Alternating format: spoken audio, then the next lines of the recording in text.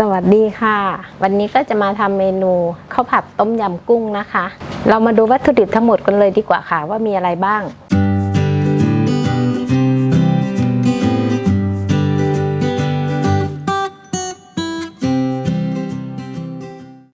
วัตถุดิบของเราได้แก่เครื่องต้มยำก็จะมีข่าตะไคร้ใบมะกรูดกุ้งข้าวเย็นผักชีสำหรับโรยหน้าพริกขี้หนูสวนน้ำพริกเผาซอสปรุงรสน้ำมะนาวน้ำตาลทรายผงปรุงรสและน้ำมันสำหรับทอดค่ะขั้นตอนแรกนะคะเราก็จะนำเครื่องต้มยำ3 อย่างแล้วก็พริกขี้หนูสวนมาตำรวมกันนะคะส่วนเครื่องต้มยำนี้เราจะหั่นหรือซอยบางๆก่อนนะคะเราจะตำให้ละเอียดอันนี้เราก็ตำไว้เรียบร้อยแล้วนะคะเดี๋ยวเรามาเริ่มขั้นตอนผัดก่อนเลยค่ะเปิดแก๊สก่อนแล้วก็ใส่น้ำมันเรายังไม่ต้องใส่เยอะนะคะประมาณสัก1 ช้อนโต๊ะแล้วก็ตามด้วยเครื่องต้มยำที่เราตำเมื่อกี้นะคะผัดให้หอมก่อน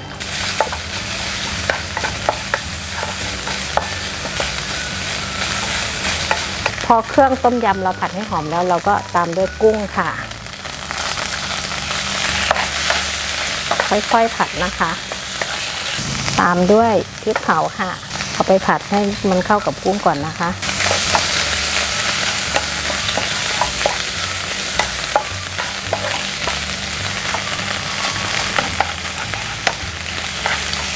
พอกุ้งเริ่มสุกเราก็ใส่ข้าวสวยกันนะคะข้าวที่เย็นแล้วคือข้าวร้อนเราตักออกมาให้มันเย็นก่อน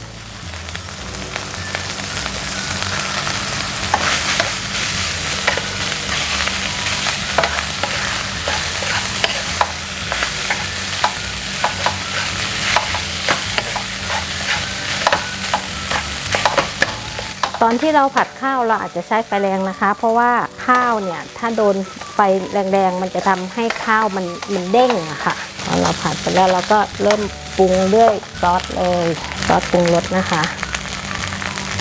ผงปรุงรสตามด้วยน้ำตาลทรายค่ะแล้วก็ผัดให้เข้ากันนะคะ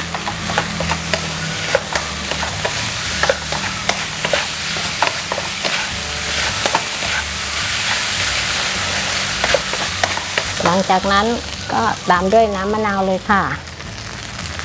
ใครชอบเปรี้ยวก็ใส่เยอะหน่อยแต่เราใส่พอดีก่อนนะคะเดี๋ยวเรามาปรุงข้างนอกอีกทีนึงก็ได้ถ้าเกิดว่ามันยังไม่เปรี้ยวพอนี่ก็เสร็จแล้วนะคะโรยด้วยผักชีค่ะตอนที่โรยผักชีนี่เราปิดแก๊สเลยนะคะเสร็จเรียบร้อยค่ะเดี๋ยวเราตักใส่ถ้วยแล้วก็เอาไปคว่ำใส่จานให้มันดูสวยงามนะคะ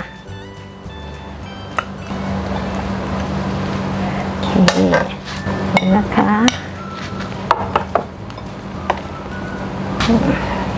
เราก็ใส่มะนาวไปข้างๆด้วยนะคะเผื่อว่ามันไม่เปรี้ยวก็อาจจะมีแตงกวาไว้ข้างๆนะคะกินกลับไปด้วย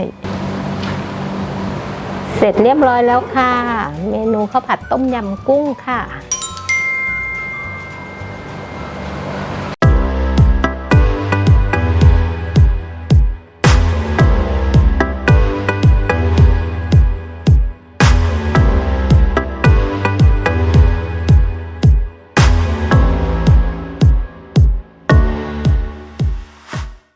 ก็ฝากเมนูนี้ด้วยนะคะข้าวผัดต้มยำกุ้งค่ะถ้าเกิดว่าเพื่อนๆชอบเมนูนี้นะคะก็ฝากกดไลค์กดแชร์ฝากกดติดตามด้วยนะคะแต่ก็อย่าลืมกดกระดิ่งให้พวกเราด้วยนะคะจะได้ไม่พลาดคลิปใหม่ๆที่พวกเราทำออกมาค่ะสำหรับวันนี้ขอบคุณมากค่ะ